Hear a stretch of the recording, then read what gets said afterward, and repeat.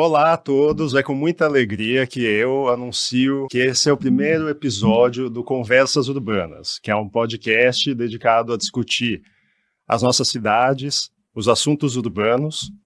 Eu sou o Gabriel Roster, eu sou ativista e consultor em política urbana, eu escrevo artigos, produzo conteúdo mídia social, enfim, ao longo do tempo a gente vai se conhecendo melhor. E o programa, ele tem esse nome não é só porque ele discute cidades, mas também porque uma das acepções de urbano no dicionário é cortês, civilizado. Antigamente falava, ele agiu com muita urbanidade. Isso é uma coisa que anda em falta no país, principalmente quando a gente vai debater um assunto, conversar, discutir uma questão. Então, aqui é um espaço que eu espero que a gente sempre consiga discutir assuntos urbanos com urbanidade, conversas urbanas sobre cidades. E é com muita alegria que o primeiro convidado é o Olivier Anquier. Muito obrigado por vir, Olivier.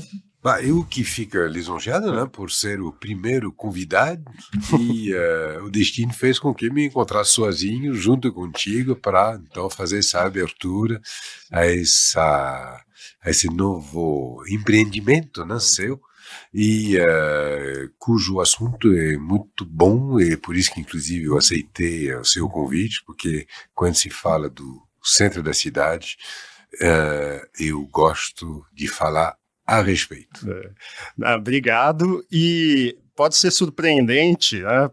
Muita gente deve estar pensando, nossa, mas o Olivier falando sobre cidade, porque você é conhecido por outras questões, principalmente, mas só para dar uma introdução, assim, para quem não sabe dessa sua ligação com a cidade, você mora no centro, você é ativo com uma família, uma menina de 6 anos, sim. E claro, a mãe, a minha esposa Adriana, né? Quer dizer, não sou um morador solitário, sim, como há muitos, sim, é uma família com filhos. Fora do perfil do Praça da República. Aí também empreende no centro, é ativista nas questões do centro, organiza passeios por lá.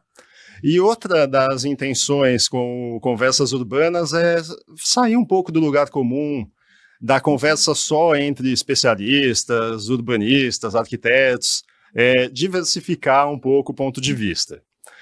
E aí eu queria saber, Olivier, como começou a sua relação com as cidades? Porque você é de Paris, né? Como que foi que começou sua relação com a cidade lá? O que você pensava sobre a cidade? Você já tinha esse engajamento com a cidade ou ainda não, né? O fato de eu falar da cidade, o fato de ter essa relação com a cidade, quando eu falo da cidade, é a alma da cidade. A alma da cidade, ela está na sua essência, aonde ela nasceu. E a semente da cidade de São Paulo começa no centro de São Paulo, como a semente do centro de Paris começa no centro de Paris, que é Lutèce, que é a ilha que fica no meio do rio Sena, onde tem a Catedral de Notre-Dame. Quer dizer, a partir do momento que nós entendemos que nós somos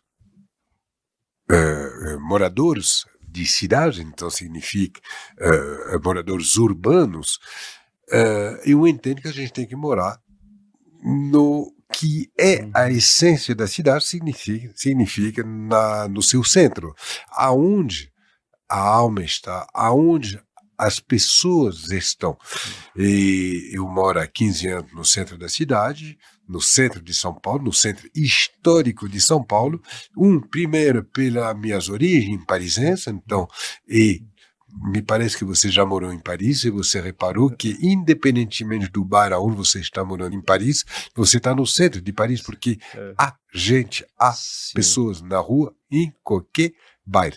O tipo de pessoas muda, com certeza, os perfis mudam, mas a gente não. Significa que quando você saía da sua casa, do seu apartamento, e colocava o pé na calçada, você imediatamente trombava com um monte de gente, de universos, de proveniências diferentes, de níveis sociais diferentes. E isso é a vida urbana. E é por isso que há 16 anos atrás, eu levei a minha família a morar lá. E falar do centro, você falou abrindo na sua introdução, dando o significado de urbanista. Urbanismo, que é convivialidade, que é respeito do outro, do contato, que é justamente a magia do centro, isso é o contato com o outro, né, que faz com que nós se enriquecemos a cada dia que passa.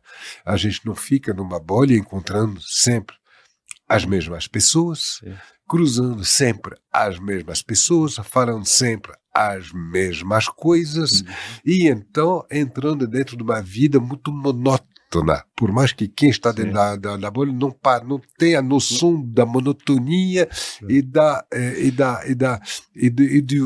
indesenvolvimento acabei de inventar essa palavra, né? Da mente. A gente se enriquece justamente sendo invadido nos seus territórios. Qualquer seja o tipo de território, né? Geográfico, emocionais, conviviais, etc., etc. E então você usou a palavra ativismo. Eu não me sinto ativista de nada, porque ativista já é uma atitude agressiva, da qual eu sou padeiro, eu não sou ativista de nada. Eu sou um ser humano que gosta de outros seres humanos e por estar vivendo numa cidade, gosto de estar no meio dos seres humanos. Se é para ficar numa bolha dentro da cidade, sabe aonde eu vou? Morar no meu sítio, na Serra da Bocaina, onde não tem seres humanos nenhum. Eu não vou ficar justamente numa bolha daquele que eu acabei de descrever. Sim. E isso é interessante que você comentou de Paris, que em todo lugar você está no centro de Paris, porque, para quem não conhece, Paris, numa grande área, tem a mesma configuração urbana, mais ou menos. São prédios de até 6 andares, em média. 8 andares. Ok. 8 andares sem elevador. Sim. Colados uns nos outros, sem recuo, com comércio no térreo. Então, numa grande área, Paris é toda ativa, com grande densidade, muita gente morando no mesmo lugar, muita variedade de coisas no mesmo bairro. E, como você falou, você vai de um bairro para o outro, às vezes você muda o perfil ou social, ou algum lugar que tem um pouco mais de imigrante do que outro, e coisa e tal, mas a configuração urbana é a mesma. É a mesma. E é curioso que essa configuração urbana, em São Paulo, não está presente em quase lugar nenhum. Só existe? Só no centro, exatamente. No centro. E tem uns dados que, assim, as pessoas aqui costumam demonizar a verticalização no Brasil. Só que a densidade em Paris a densidade de Paris ela é comparável, na média, toda a cidade de Paris tem uma densidade que é comparável só com a dos lugares que tem mais densidade em São Paulo. Que só a República, Bela Vista, são os distritos que têm mais ou menos a mesma densidade de Paris. O resto é tudo muito para baixo. E isso mostra que a densidade não é o problema. Pelo contrário, Paris é uma cidade que todo mundo acha super agradável. Que maravilha! Exatamente. Nossa, e o metrô que não pega em São Paulo, não? E o metrô que pegue tudo que essas pessoas não peguem em São Paulo. Exatamente. Para não se misturar, essa necessidade de não se misturar que é triste. Sim. É uma perca de uma oportunidade tão gigante que às vezes me surpreende, às vezes não, muito me surpreende. Né? E eu concordo com você e acho que isso, infelizmente, também tem a ver com o fato das ruas das cidades brasileiras muitas vezes também serem desagradáveis. Assim. Então a pessoa tem até a desculpa, já tem uma desculpa, para não aproveitar a vida urbana como poderia. Assim. Quando você fala desagradável, em que sentido?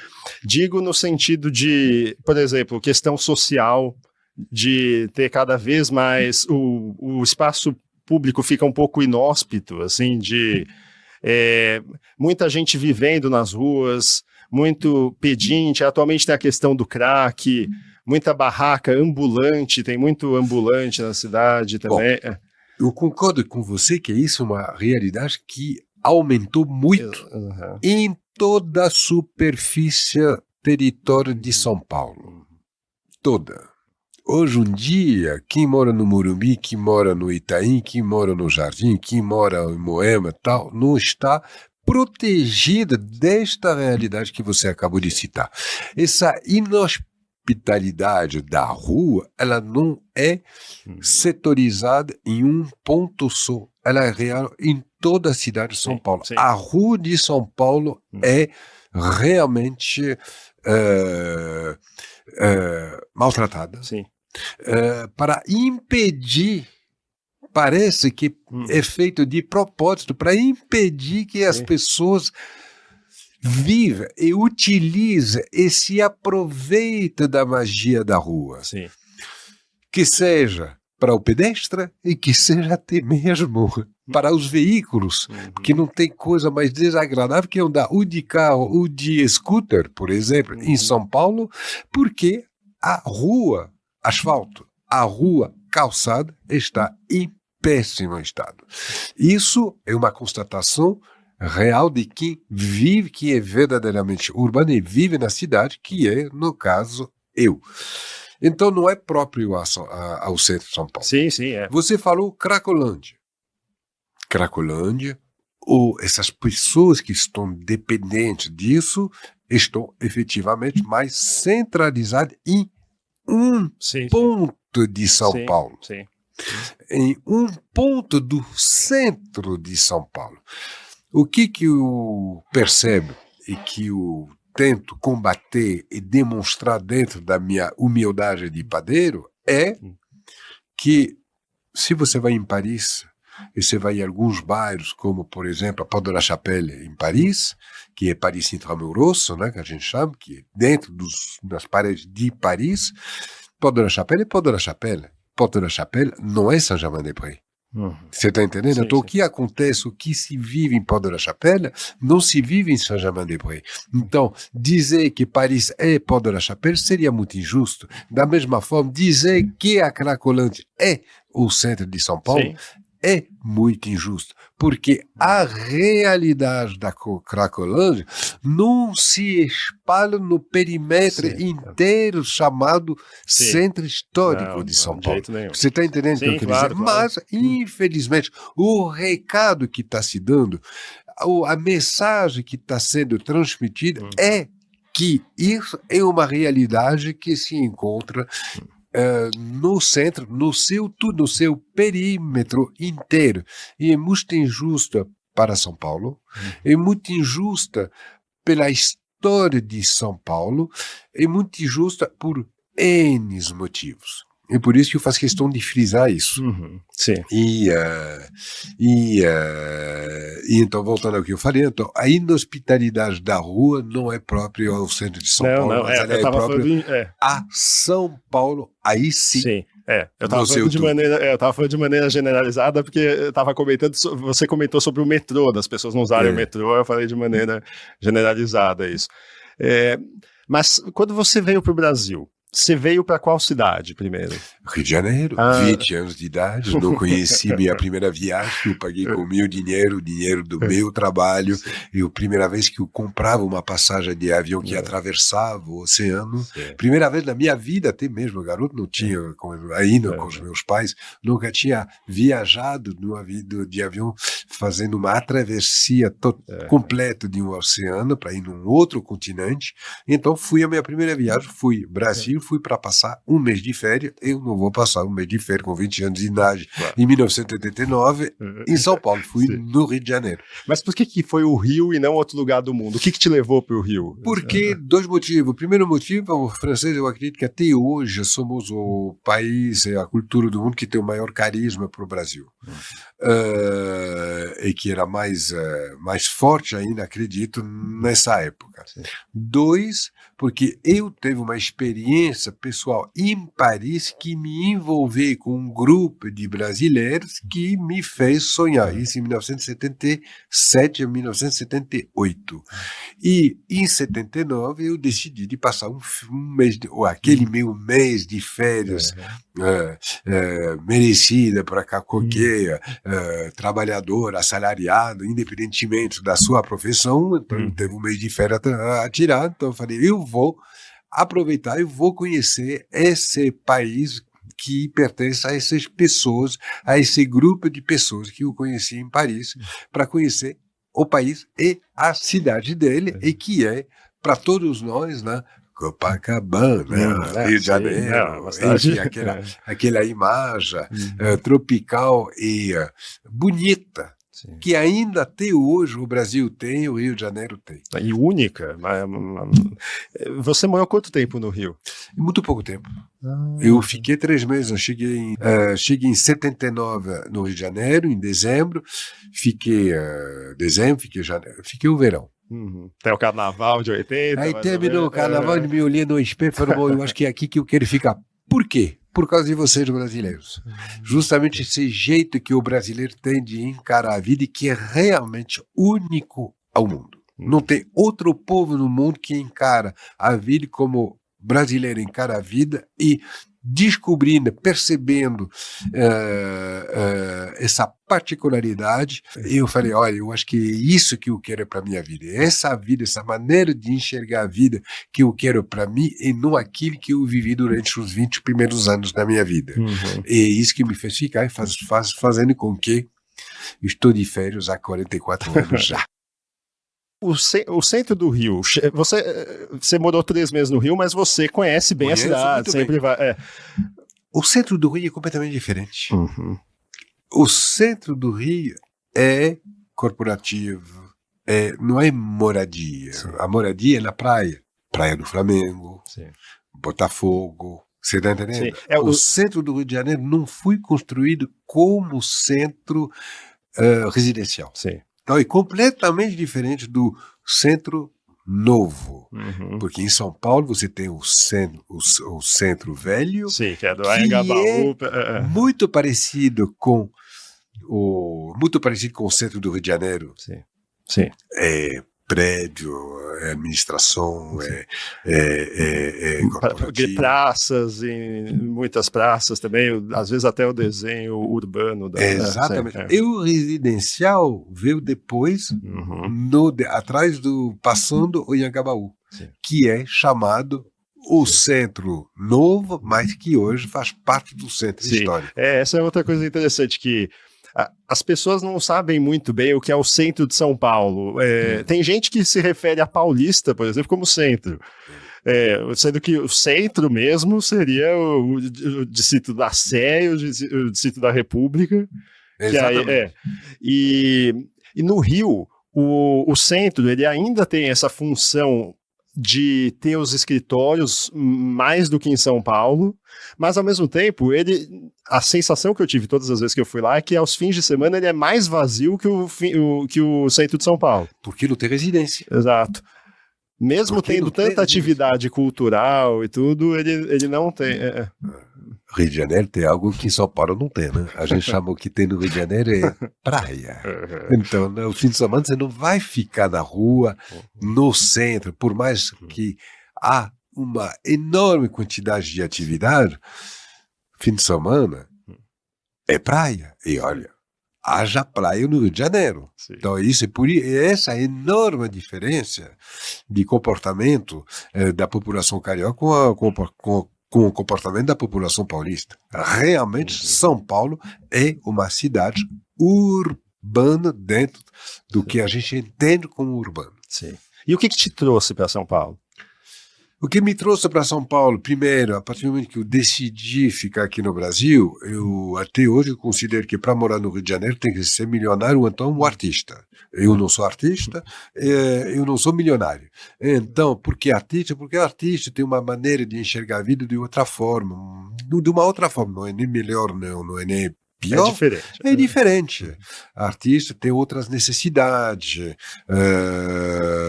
busca. Estou falando o artista, não estou falando do artista assim. Dos grandes artistas, por mais que muitos moram lá, mas essa maneira de enxergar a vida de uma forma mais... A alma de artista. Exatamente. Mas, então, eu não sou isso, eu sou uma pessoa que gosta de criar coisas, de construir, não criar, porque o artista cria, de construir. E eu gosto de construir. Construir sobretudo os seus aspectos, né? E para trabalhar esse tipo de trabalho que envolve a construção, não é no Rio de Janeiro que você faz isso.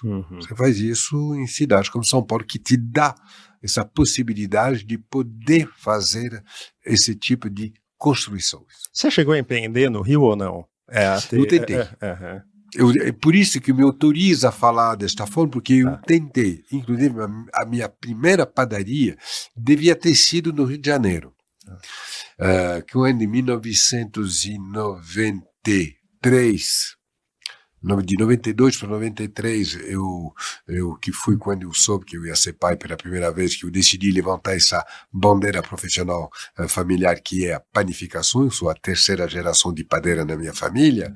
Eu estava no Rio de Janeiro, eu fiz todo o preparo da padaria, dessa futura padaria que era a escolha da farinha, descobrindo o que era a realidade da farinha brasileira naquela época, tal, para justamente poder para aí fazer os testes e detectar e determinar escolher quais seriam as farinhas brasileiras que eu ia utilizar para fazer esse tipo diferente de pães que não existia ainda no Brasil. Fui feito no Rio de Janeiro, que eu morava lá. Tá? A mãe dos meus filhos, Débora, morava lá, e então, portanto, minha família ia se construir lá. Então, era evidente que ia desenvolver essa profissão lá.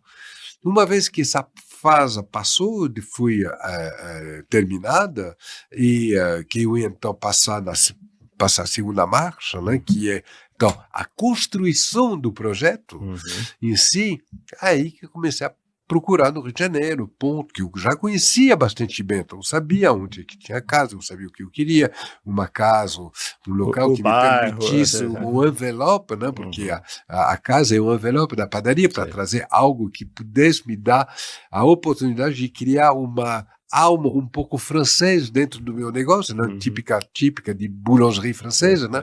E então eu já passava, que seja na Lagoa, que seja Jardim Botânico, que seja até mesmo lá mais pelo lado do Leblon, casa fechada, que eu estava vendo eles fechadas há muitos anos. Eu batendo na porta, eu percebi que carioca é complicado. É muito complicado. É completamente diferente. É uma maneira... Você sabe uma coisa? Eu sei que não vou me trazer a alegria e a simpatia de muitos cariocas, mas eu comparo muitos cariocas aos franceses. Você vai me dizer, mas como que se compara uma nação francesa a uma cidade... em particular uma cidade carioca, é que o francês tem um pouco, ele fica parado no tempo, ele considera que ele continua aquele francês do 15º século, quando o raio da França era para o mundo inteiro. E eu acho que ele congelou lá, ele continua a pensar que ele é aquilo, e por isso que ele dá toda essa arrogância, é muito mais consistente ainda em Paris. E o carioca tem um pouco essa particularidade do imperialismo. Ele continua achando que ele é o centro do Brasil, o centro imperial. Ele congelou um pouco nessa época. Ele tem um pouco essa superioridade comparada ao resto do Brasil, fazendo com que até hoje o carioca fica debochando do sotaque de todos os brasileiros nós se escutando. Não sei se você reparou isso aqui. É interessante isso aqui, né?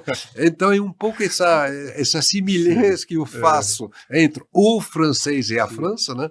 E o carioca. Então, talvez isso seja por causa dessa superioridade que o carioca, de uma forma instintiva, né, e não, nem mesmo pensado, nem fazendo com que ele tenha uma relação, uma maneira diferente, particular, de enxergar a construção e o desenvolvimento. Eu acredito que em cima disso também tem um plus, a praia. O fato de ter praia muda completamente o comportamento de um povo, né? Você vê todas as cidades estivais de beira de mar, na França, em qualquer lugar do mundo, realmente tem um comportamento particular. Você vai em Cannes, você vai em Nice, você vai em Bordeaux, você vai toda essa cidade litorânea estival tem uma semelhança com carioca, com grego, tem uma semelhança, alguma coisa parecida, interessante. E é interessante isso que você falou, porque eu tenho vivência considerável em Paris, mas eu não tenho no resto da França.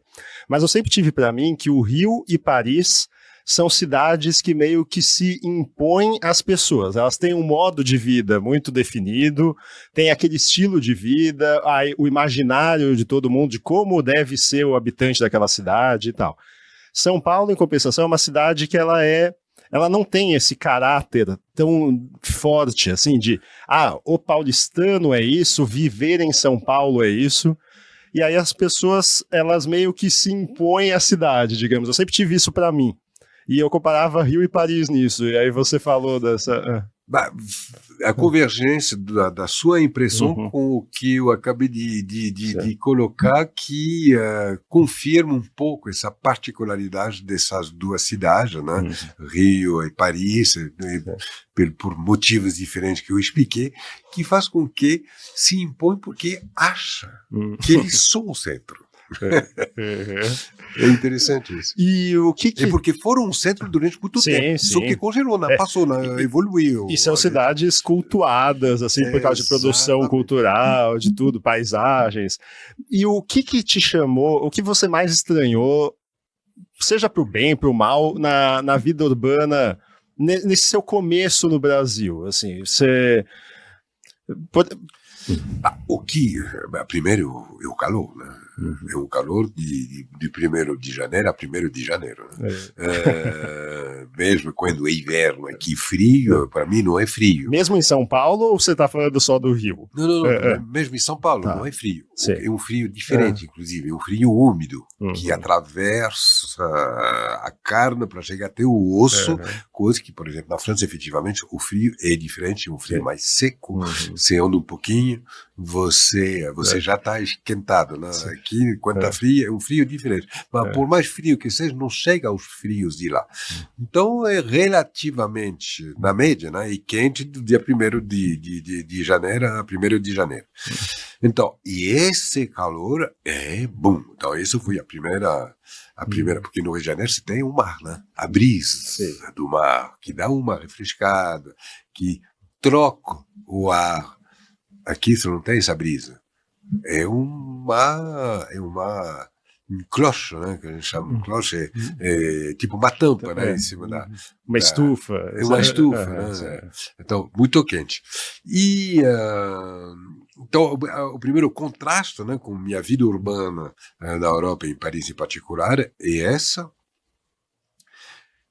Bom, é o brasileiro, né? Que ele seja carioca, que ele seja paulista, que ele seja baiano, tal, por mais que sejam Brasis diferentes, há uma semelhança de comportamento e de enxergar a vida. E isso une todos os brasileiros. É muito, por mais frio que seja, e aí eu estou me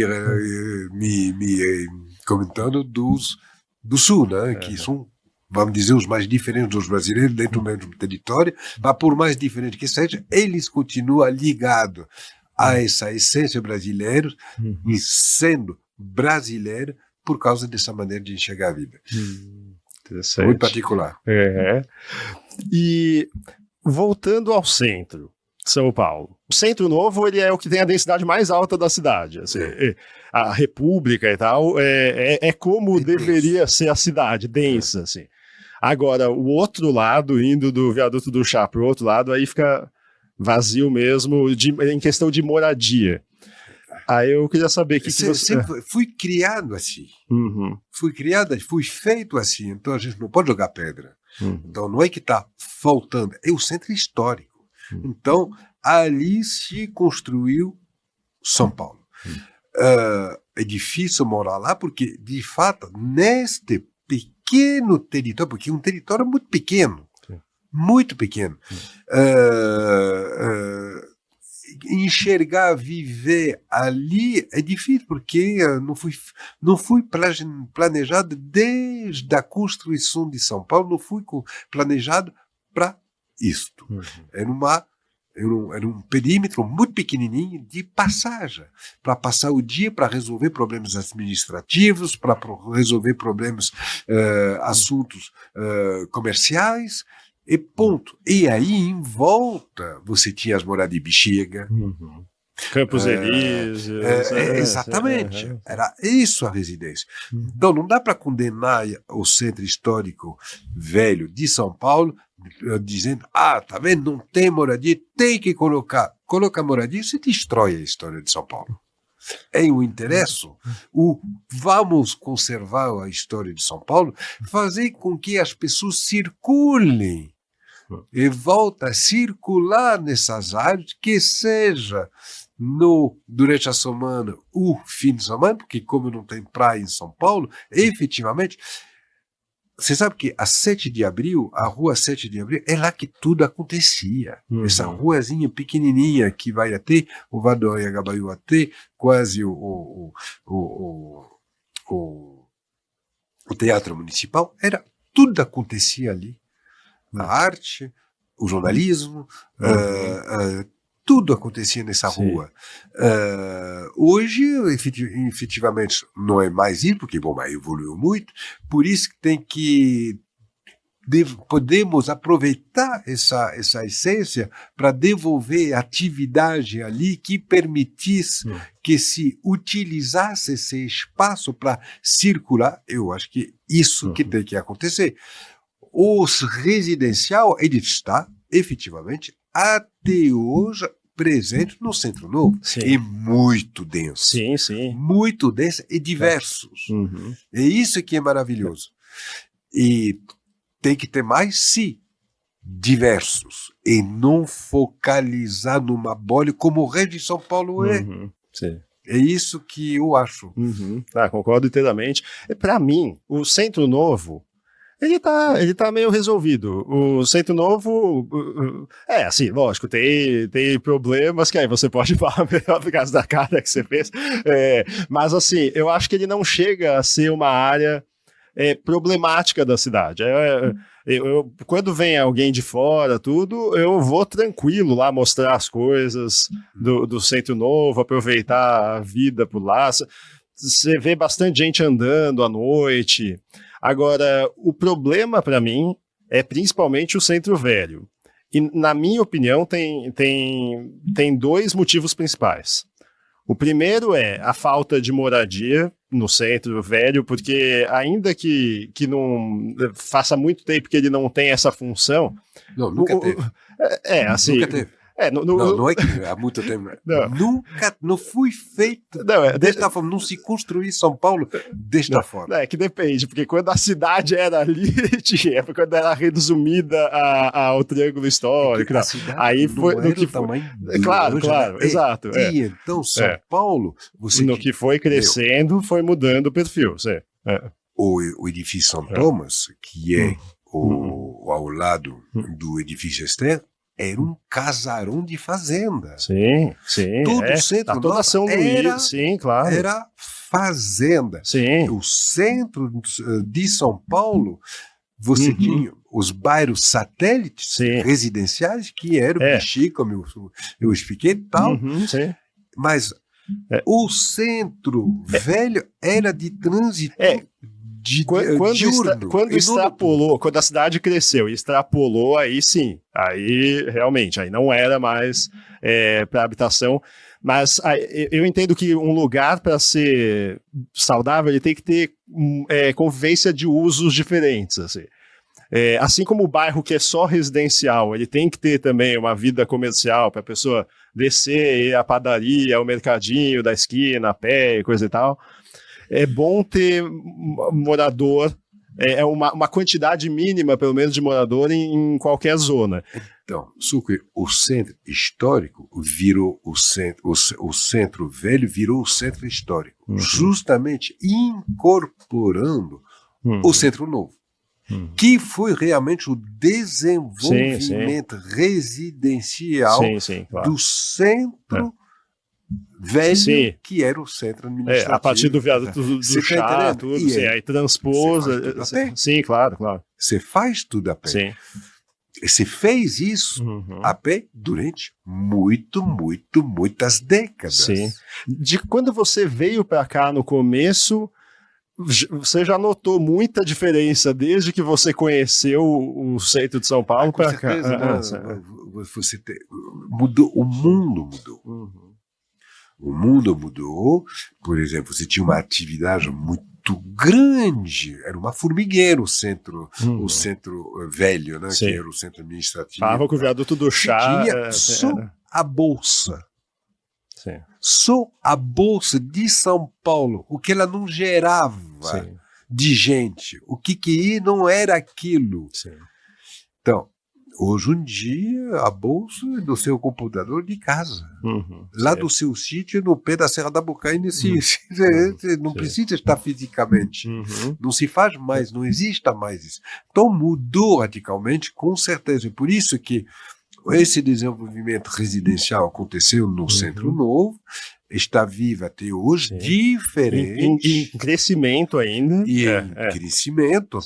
Nossa, o que está construindo no centro é impressionante. O que está um pouco, inclusive, em dissonância com a mensagem que estão sendo passado de que o centro está morto, perigoso, destruído, acabado, decadente. E aí, para mim, isso volta àquele problema do o que é o centro. Esse que é o problema. Eu, particularmente, eu não gosto da classificação, chamar de centro, simplesmente. Por exemplo, em Paris... Eu, pessoalmente... São vários centros. Exato, Porque aí eu posso falar, o centro é horrível. E aí, eu estou me referindo a uma parte específica, a outra pessoa entende o centro como sendo outra coisa, e eu acho que essa é a intenção, essa ideia de chamar simplesmente de centro, descaracteriza os locais. Porque a pessoa mora no Campos Elíseos, aí fala que mora no centro. A pessoa mora na República, fala que mora no centro. Na Sé, mora no centro. E mora no centro. Não, é verdade, mas assim... Sabe por que mora no centro? Porque tem gente na rua. Mas a Paulista tem gente na rua, por exemplo. Tem gente na rua, não está tão longe assim do centro. Tanto é que e tem gente que chama... Exato, Então, querendo, não... Mas Pinheiros tem gente na rua, por exemplo. Então, Pinheiros tem gente na rua, é completamente diferente. Apesar de que hoje em dia já Pinheiros mudou muito, né? Aquelas casinhas, aquelas casinhas residenciais, tá? Já não, cada vez já tem, não só Pinheiro, como Vila Madalena, né? De 15 anos para cá, o Vila Madalena e Pinheiro são completamente diferentes. Até mesmo uma avenida como a Rebouças. Nossa, eu conheço a Rebouças desde que eu estou no Brasil. Quer dizer, em 3 anos, eu não reconheço. Evolui tudo muito rapidamente. Mas para voltar ao que você acabou de comentar a respeito, o centro tem que urbanizar o centro. Qual é o centro de Paris? Vamos voltar a essa cidade onde você morou, que você colocou de exemplo, de comparações. O centro de Paris é Lutèce. Lutèce é essa ilha no meio do Rio Sena. Bom, urbanizar aquilo, teve residência, teve a residência, aqueles prédios que estão até tortos de tão antigo que eles estão, mas nunca foi urbanizado. Porque a história é fervente de gente 24 horas, Sim. mas não por isso está fervente de moradores. Eles vêm de fora. Tem vindo, porque em Paris você consegue passar de uma vida intensa de um bairro para o outro sem nem mesmo quase perceber a diferença. Sim. Aqui se setoriza sistematicamente, Totalmente. mas se setoriza na cabeça. E, na realidade, de fato, fica muito difícil vir. Você citou agora Pinheiro. Você vai vir de Pinheiro até Sim, aqui. cruzar Tem bairros como? fica. Tem que pegar o metrô. Em Paris você pega o metrô. E você pega o metrô, feliz, e fazendo foto e fazendo selfie. E se você quiser ir andando, se você tiver com o pé na frente, você vai. Você vai também. Nossa, nunca andei tanto na minha vida que em Paris. Poderia acontecer isso em São Paulo? Poderia. Sim. Mas tem que ter vontade, tem que valorizar o que é nosso. E tem que valorizar o que é nosso. E temos conteúdo para valorizar o que é nosso. Sim. Outro problema que para mim eu queria saber a sua opinião, depois eu coloco a minha. O que você pensa dos calçadões do centro como eles são hoje?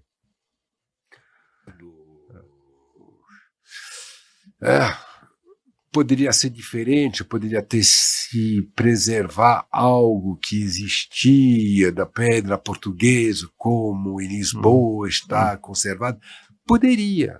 É claro que teria sido melhor, em vez de transformar muitas das calçadas como está hoje as calçadas da Paulista, que inclusive eu acho que numa época as calçadas do Paulista, da Avenida Paulista, eram também de pedra portuguesa.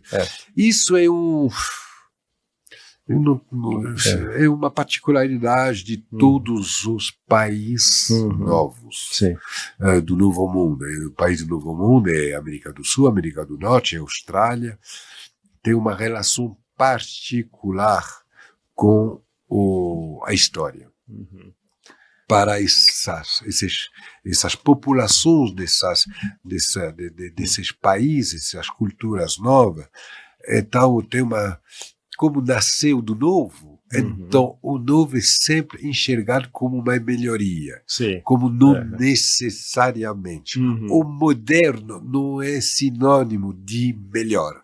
Muitas vezes, inclusive, tem que fazer a discernação que o moderno não é sistematicamente melhor. Então, como que a gente consegue conciliar o que já existiu para implementar o moderno e não de uma forma sistemática e se impondo.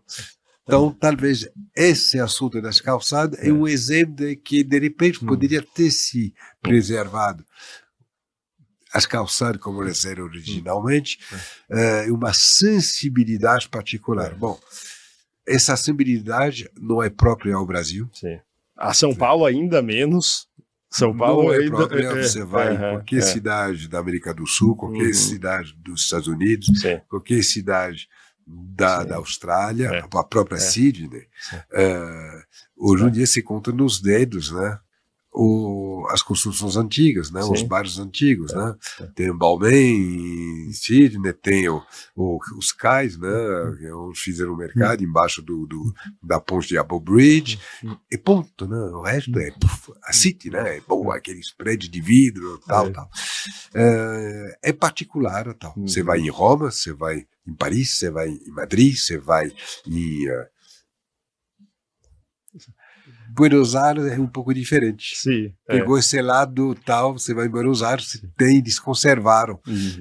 É a cidade diferente de toda a América do Sul e da América Latina. É Buenos Aires, querendo ou não querendo jogar flor ao argentino, mas nesse quesito eles tiveram a sensibilidade de preservar essa história, que faz com que Buenos Aires seja uma cidade diferente.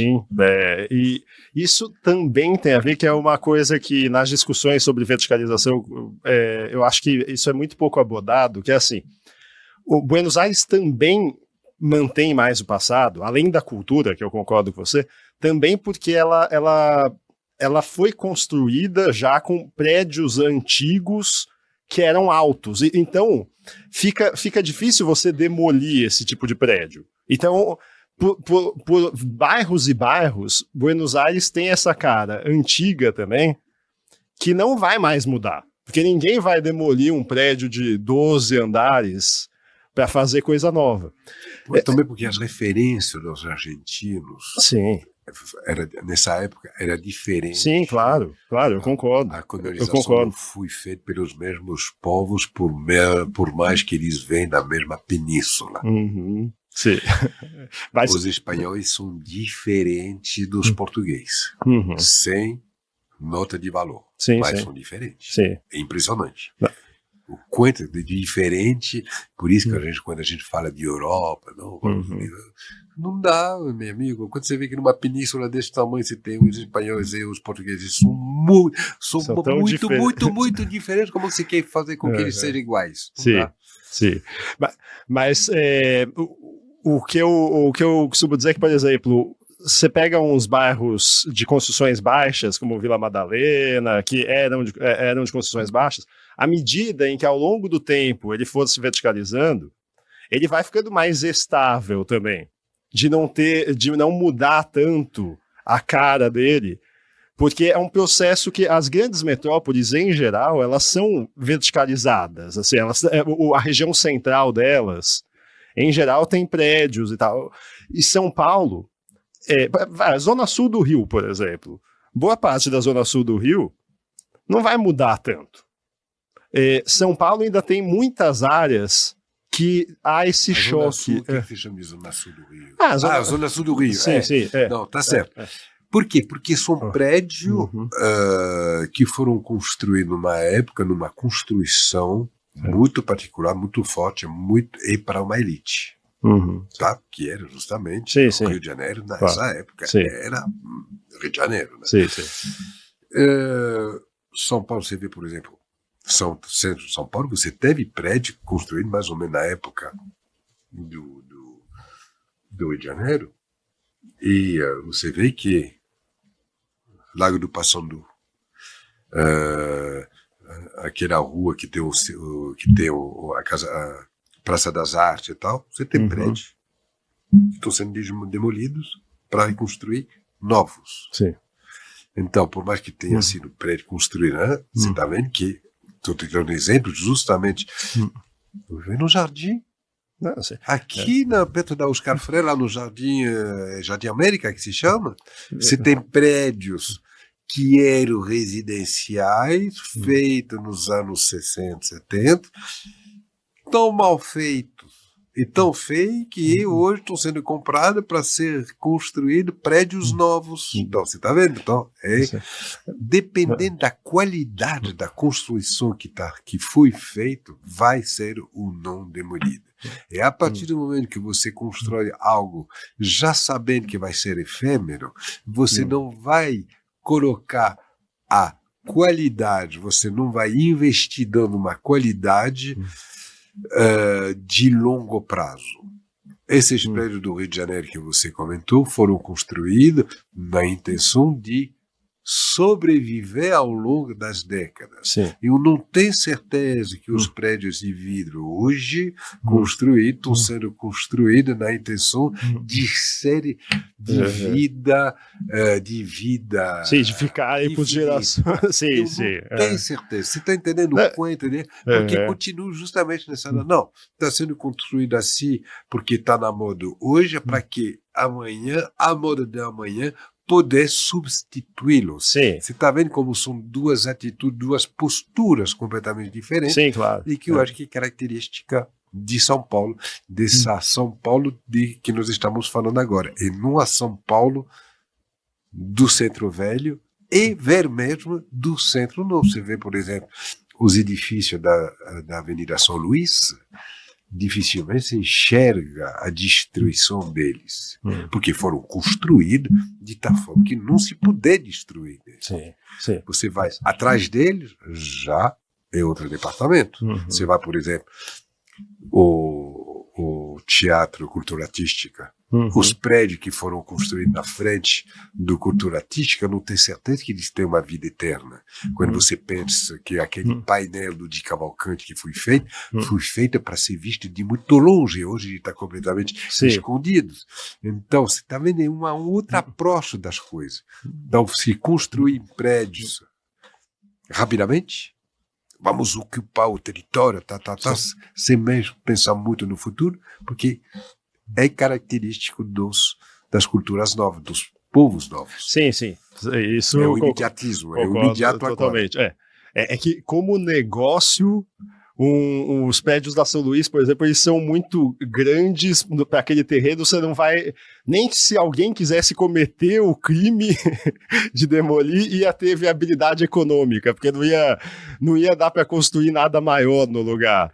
É nesse sentido que eu tô dizendo, que quando a cidade ela se verticaliza e uma área meio que já não tem mais tanto espaço para construções baixas serem demolidas, ou estacionamento, ou qualquer coisa assim, ela vai perdendo o dinamismo construtivo. A tendência é que ao longo do tempo as construções vão ficar mais estáveis. Aí vai mudar o perfil, o que tem se o bar fechou, se entrou alguma outra coisa no lugar e tal. E São Paulo está ainda em vários bairros nesse processo de troca das construções. E quando eu perguntei do calçadão, eu queria saber a sua opinião em relação eu pergunto isso pelo seguinte: para mim, a política dos calçadões em São Paulo ela é muito rígida, porque eu acho que aqui a gente faz a rua totalmente errada. Ou a rua é para os carros, então por toda a cidade a gente vê calçada estreita, calçada ruim, a luz é voltada para o leito carroçável, ou seja, é voltada para onde passam os carros, sendo que os carros têm farol, e aí o pedestre, a luz não é voltada para a calçada e tal. E aí, chega no centro, é o exato oposto. É um bolsão enorme, centro antigo, para ficar claro. Chega no centro antigo de São Paulo, no centro velho, é um bolsão de calçadões que não dá para entrar com carro em nenhum horário. E isso, o que eu vejo em várias cidades da Europa, é que a coisa não é tão rígida dessa maneira. Existem horários, existe selo para morador. Então, aqui, isso dificulta a questão da moradia e da diversidade, da adaptabilidade dos usos daquelas construções ali. Porque ninguém quer morar num lugar que você tem que andar 3 quadras para poder pedir um Uber, ou que você não vai conseguir pedir uma comida para entregar, ou que se você comprar uma geladeira, a entrega vai ter que ser só no fim de semana, por exemplo. E essa é uma coisa que não é discutida muito aqui em São Paulo, porque quando alguém fala contra esse bolsão de calçadões do jeito que ele é hoje, a pessoa já é logo chamada de carrocrata. Sendo que, esse é um dos problemas da polarização, de todo esse radicalismo que há nas ideias na sociedade brasileira hoje. Que se você faz uma ponderação a uma coisa que você acha que poderia ser melhor, a pessoa já te joga para o outro extremo, acha que está falando que a cidade tem que ser para carro. E muita gente, eu vejo muitos comerciantes, muita gente do centro velho, principalmente, que defende que se tivesse alguma circulação de trânsito local, por exemplo, em determinados horários e coisas assim, já melhoraria. Por exemplo, a 7 de abril que você citou, muita gente foi contra a obra que fizeram de fazer um calçadão lá, e o que eu vejo é que a rua piorou em relação a antes dessa obra. Eu acho que efetivamente a intransigência total, ela não é benéfica. Quando você mora, porque tem morador na 7 de abril e que você não pode entrar com seu carro, é um problema. Mas é um problema se você tivesse estacionamento. Mas acontece o seguinte, não tem estacionamento. Não tem estacionamento nos prédios onde as pessoas podem estar vivendo. Eu moro num prédio na Praça da República, aonde não tem estacionamento. Sim. Não tem. Sim. Aí como que eu faço? Eu tenho um estacionamento, que nem em Paris. E, efetivamente, sim. em Paris, você mora em muitos prédios, a maioria, inclusive, Sim. só os prédios construídos nos anos 70 tem a entrada de estacionamento, que tem esse estacionamento, senão os husmanianos, né, os prédios husmanianos tradicionais parisienses, não tem estacionamento. Um estacionava na rua, um então estaciona em algum estacionamento público, a 2, 3 quarteirão da onde você mora. Mas o táxi pode te deixar na porta da sua casa, por efetivamente. exemplo. Então, tem alguns privilegiados, que não são privilegiados, alguns serviços que podem entrar na rua. Então, na época não existia Uber, né? Era táxi, era bem específico. Paris, as motos podiam passar em tudo quanto é lugar, hoje já acabou. Mas, efetivamente, tem que ter... então, você falou, entrega de geladeira, tá, é outra coisa, né? Hoje em dia tem uma realidade de delivery que não existia antigamente. Porque, antigamente, você saía da sua casa para ir buscar as coisas. É melhor, é pior, não tem a mínima ideia. É a evolução. Então, a gente tem que se adaptar, na medida do possível, à evolução do mundo e da realidade da vida no cotidiano. Então, esses espaços pedestres, comerciais, vão assistir a 7 de abril. Como que eu vi essa obra que fechou a 7 de abril, eu vi de um lado positivo, por eu saber o quanto uma rua pedestre pode ser interessante para um comerciante, né? Para um certo tipo de comércio, né? E como pode ser um problema para outros tipos de comércio que precisaria justamente ter um carga, descarga. Então, por exemplo, nessas ruas de Paris tem horário de entrega, como, por exemplo, o edifício Esther, onde eu tenho o meu restaurante, onde eu morava e me casei há 16 anos atrás. Bom, mas você não pode carregar e descarregar a qualquer hora, você tem horários. Das 7 da manhã às 10 da manhã, você pode entrar. E a gente se acostuma. Entra numa disciplina e a gente se acostuma. Porque também fazer com que a qualquer hora do dia da noite você poder descarregar uma geladeira, ou fazer uma mudança, ou também não é legal. Então, eu acho que é um compromisso. Encontrar compromisso de uma 7 de abril poderia ter essa possibilidade de poder entregar, que seja uma geladeira, estou falando coisa de residência, né? Ou para negócio, entrega de bebida, ou entrega em determinados horários, como acontece numa cidade como Paris. Seria muito possível, ser radical também, não é um fim em si. Agora, hoje em dia, com essa realidade que nós estamos vivendo de não só táxi como também Uber, e de Uber de diversas formas, tal, como que a gente faz? Porque aí vira um trânsito dentro de uma rua que não poderia ter trânsito. E aí, então, ter calçado maior seria uma ótima opção. Ter calçadas maiores seria ótimo, que você vê até nesses bairros residenciais, as calçadas são muito pequenas, quando não estão invadidas por uma raiz de árvore que o integral, que faz com que realmente a rua é inóspede, fazendo com que eles te obriguem a sair da sua casa de carro para ir a algum outro lugar para poder descarregar o carrinho de nenê para tal. Chega ao ponto da pessoa ir de carro para a academia e na academia fica correndo na esteira. É muito louco. Eu vou na ACM, na academia, e pela primeira vez eu estava com o meu Fusca que eu fui levar, eu falei, bom, saí de lá da lavagem do carro, não dava para ir para o meu estacionamento para poder pegar a hora da natação, que eu nado, né? Por causa do meu problema com o meu braço e minha mão, só posso nadar. Enfim, falei, então eu vou de Fusca. Eu vi que tinha um estacionamento do lado. Aí eu cheguei lá no estacionamento, pela primeira vez que sempre vou a pé. Eu vi que tem convênio com a ACM. Falei, não acredito. E as pessoas que vão no ACM, eles não vêm de outros bairros. Lá na ACM, eu sou morador daqui, do centro onde eu moro.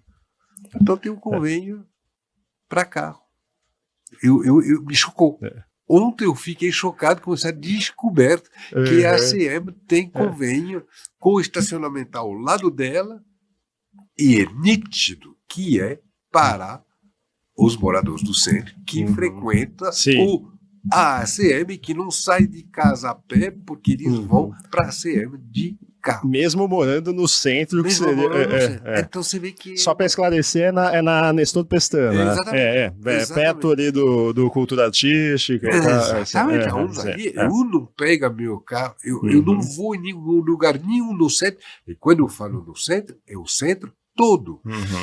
Que seja no Anhangabaú, que seja no Paissandu, que seja no Teatro Municipal, que seja no Centro Velho, que seja até Higienópolis, eu não vou, eu vou a pé. Sozinho, a pé com a família, a pé com minha filha, a pé. Eu não consigo imaginar ir não ir a pé. E nunca te aconteceu nada. Nada. Então, nada. O do seu estacionamento está a um quarteirão da nossa casa. Não tem, como diferente, no nosso prédio não tem estacionamento. Então, hoje em dia se faz uma propaganda do centro, que é o lugar mais perigoso do mundo. Eu moro lá, eu fico ouvindo. Por que estou falando isso? Não, e na verdade é aquilo lá, de lugar... Estou falando isso porque, que seja Adriano, mulher, autônoma, independente, que dirige o seu carro sozinho, que não tem motorista, não tem carro blindado, não tem nada disso, e nem eu, porque a gente não tem um carro cada um, a gente tem um carro só para nós, que não utilizamos nunca, porque a gente utiliza o metrô, a gente anda a pé, porque tudo que a gente quer está aqui no centro, né? Mas quando ela gravava no SBT, voltava, chegava com que hora do dia ou da noite, sozinho com o seu carro, estacionando no seu estacionamento, eu fazia o percurso a pé sem o menor problema. Nunca aconteceu nada, nem a ela, nem a eu, nem a ela com minha filhote, nem a eu com minha filhote, que tem 6 anos de idade, e que tal. Poderia ser mais limpo? Poderia, né? Poderia ser, mas diria uma coisa, qual é o lugar de São Paulo que está limpo? Na casa dessas pessoas que vivem embora, estão satisfeitos do estado da rua dele? Está limpo? Está limpo também? Não tem um papel, parece que você está no primeiro do primeiro mundo, que eu saiba, não, né? Então não tem, não tem noia?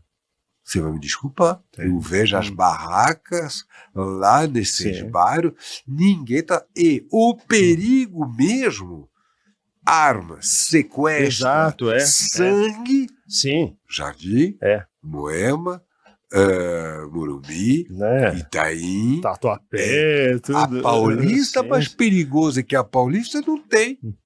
Eu vou me dizer que o centro está perigoso?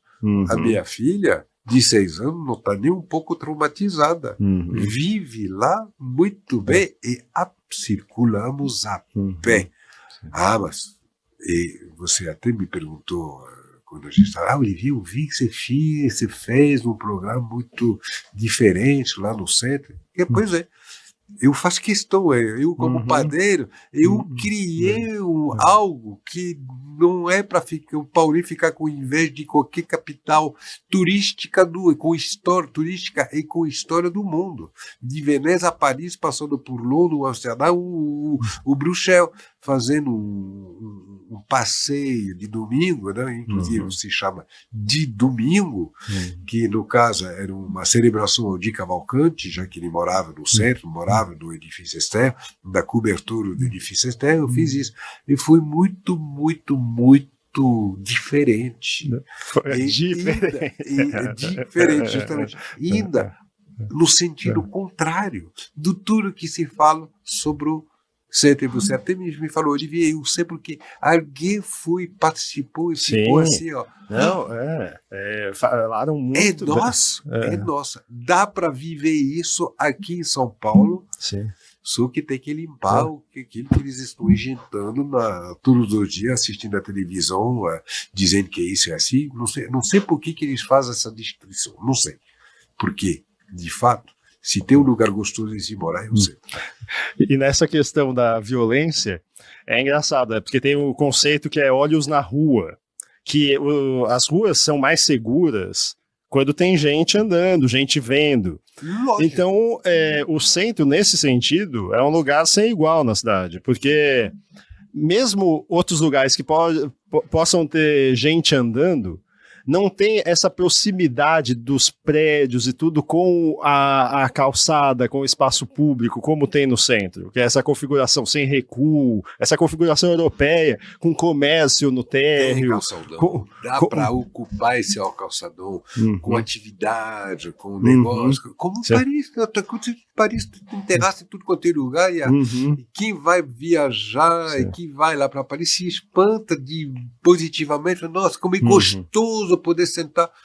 Hoje eu já tenho uma padaria na Higienópolis, na frente da Praça Belos Aires. Se eu estivesse em Paris, esse estabelecimento que foi um salão de chá, padaria que chamava Anquier, teria terraça na calçada, né? Nossa, quando eu tentei fazer isso, os raios cair em cima de mim, como se eu fosse o diabo de fazer uma coisa. Tem a praça cheia de criança, de tal. Eu fui, é muito particular. Você acha que hoje ainda seria assim? Porque mudou um pouco essa cultura, mudou né? Um pouco, sim. Não, você vê, então, por exemplo, para você poder ocupar uma calçada assim, você tem que participar de um projeto específico, que acontece, por exemplo, que na Casa do Porco, tal, que para um grupinho, tal. Se eu sou sozinho, tivesse na rua e colocasse, na hora eu teria a fiscalização me tirando aí, eu seria considerado o diabo. É muito burocrático, muito... Inclusive, quando foi feito isso, eu tinha minha padaria na Praça da República, eu tenho 10 metros de calçadão na minha frente. Se tem um lugar onde eu poderia ter colocado uma terraça, eu não me arrisquei a fazer isso. Porque eu sabia que se eu colocasse uma cadeira e uma mesa ali, quando ali, do outro lado da praça, estava lá, e tu mostrando o exemplo, que eu achei sensacional sendo feito isso assim. Mas por que se reduziu a um grupinho de pessoas? Por que justamente não enxergar isso como um movimento a sendo feito de forma ordenada, da mesma forma que foi feita lá, para, de repente, beneficiar o conjunto dessa área que tem a propriedade de oferecer esse tipo de serviço, de atividade comercial positiva. Sim, e ao mesmo tempo, uma coisa que me incomoda muito é que se você fizesse o terraço, colocasse uma mesa ali e tudo, não iam deixar. Agora a calçada ser ocupada por muitos ambulantes e tudo, aí não é problema. Sim, claro. Mas aí eu tô entendendo. Eu deixo com você. Porque aqui há uma permissividade muito grande e um certo discurso demagógico também em relação aos ambulantes, que é como se, não, tem desemprego, então deixa eles ali e tal. Só que, para começar, que os ambulantes não resolvem nenhum problema de desemprego, porque o desemprego está imenso de toda maneira. Não é um número suficiente para atender os milhões de pessoas que não estão tendo uma... Você está falando de desemprego, centro? O maior potencial turístico de São Paulo está no centro. Sim, sem dúvidas. Se desenvolvesse o centro, como eu acredito que o que ia gerar de emprego, se desenvolver o centro, se aproveitando aproveitando a história que ele carrega, se aproveitando justamente toda essa estrutura que existe desde que São Paulo existe, porque o centro existe desde que São Paulo existe, se desenvolveria um capital turístico em um retorno em emprego, em benefício para a prefeitura e para o paulista em si, considerável. Para mim, não tem nada contra o paulismo, me dizer que o centro turístico de São Paulo é a Avenida Paulista, eu fico... Sim, eu concordo. rindo embaixo da capa. Não é possível. Sim. Quando o coração histórico e turístico de São Paulo está, de fato, no centro velho, centro novo, no centro histórico. É lá, como em todas as cidades do mundo. Você vê que um dos grandes aportes do PIB francês é o turismo, é a indústria turística. É um pecado pensar dessa forma? Eu não sei. Não, lógico mas que não. Isso resolve muitas coisas.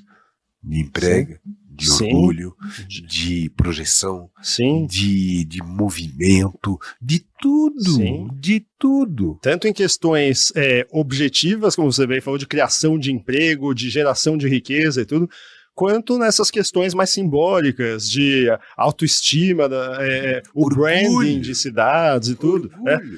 Por exemplo, São Paulo, e não é só São Paulo não, isso serve para as cidades brasileiras em geral, tanto é que a gente não tem nenhuma metrópole. Belém do Pará. Belém do Pará, com esses prédios maravilhosos de azulejo português, essa riqueza da época da borracha, Meu, quando você vê que eles deixam destruir, se decompor esses prédios para poder aproveitar todo o monumento histórico tombado, mas que estão tombando mesmo, porque estou esperando que eles tombam para aí, mas tá vendo? Então vai ter que tirar mesmo, fazer uma torre. É muito louco. Recife. Eu te falei Belém, porque Belém para mim foi chocante. Sim. É lindo. Porque, assim... O meu entendimento é que a gente precisa ter alguma cidade que consiga resolver essa questão do centro e, no final das contas, preferível que fosse São Paulo, porque atualmente São Paulo serve mais de modelo para o resto do país. Porque a pujança do Brasil veio de São Paulo. Rio de Janeiro era a cidade administrativa, o império. Lindo, mas a própria lindeza da natureza, da posição do Rio de Janeiro é algo particular e a colocar de lado. Agora, como cidade mesmo, São Paulo foi e continua, inclusive, acredita ser a pujança do Brasil. Não é por acaso que um Di Cavalcanti fez esses painéis relatando essa pujança de São Paulo, que seja o do Hotel Jaraguá com a imprensa, né?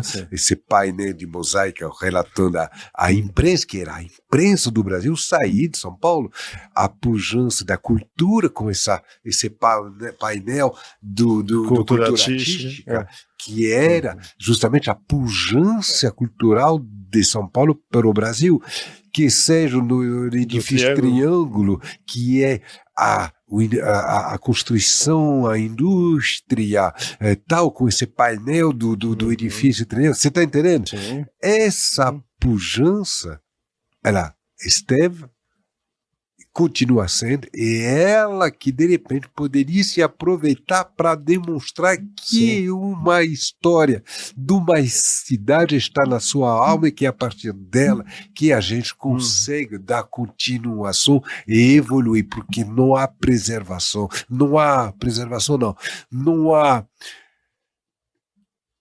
crescimento, não há evolução possível sem conhecimento, respeito do passado e da história. Sim, sem dúvidas. E São Paulo fica como se... é uma comparação meio tosca, mas tinha aquela novela Betty a Feia, que era uma mulher linda que estava mal, digamos, a beleza dela estava escondida por trás de... roupa errada, corte de cabelo, ela era muito tímida e tal. eu vejo as cidades brasileiras de São Paulo mais ou menos nesse sentido em relação ao centro, porque se a cara de São Paulo fosse o centro, quando qualquer lugar, alguém pensasse, São Paulo, aí imaginasse logo o Vale do Agabaú, aquela região entre os dois viadutos, a maravilha que é a Praça do Patriarca, aí o caminho até a Praça da República, etc. Aí o mesmo vale para várias outras capitais, metrópoles brasileiras. Elas iam ser cidades muito mais interessantes. Só que, como você falou, da Paulista e tal, é como se a gente escondesse o centro. A história. E aí tem que trabalhar áreas muito menos interessantes, as áreas muito mais desinteressantes são vendidas como o que a cidade tem de melhor. Mas se tem uma avenida fria, é a Avenida Paulista.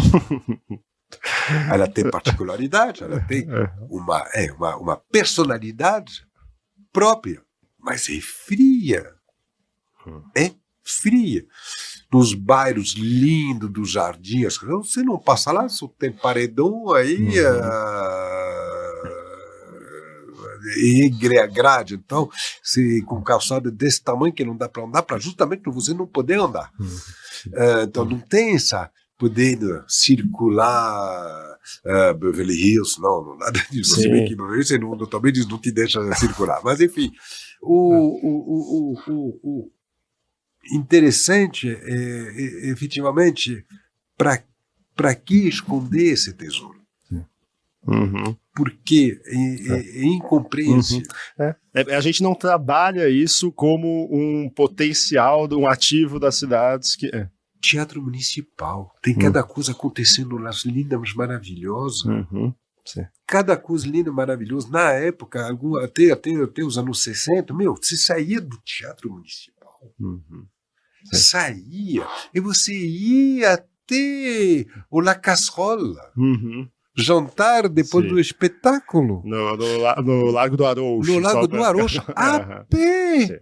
Gostoso. Como você faz isso quando qualquer das pessoas que estão nos ouvindo agora, que já viajou para Paris ou para Londres, faria, especialmente Paris que eu conheço bem, eu sei que é assim que a gente faz. Você sai do opéra você vai a pé até a Place de Victoire, para ir no Grand Colbert, quer dizer, por que isso não acontece? Porque é muito perigoso.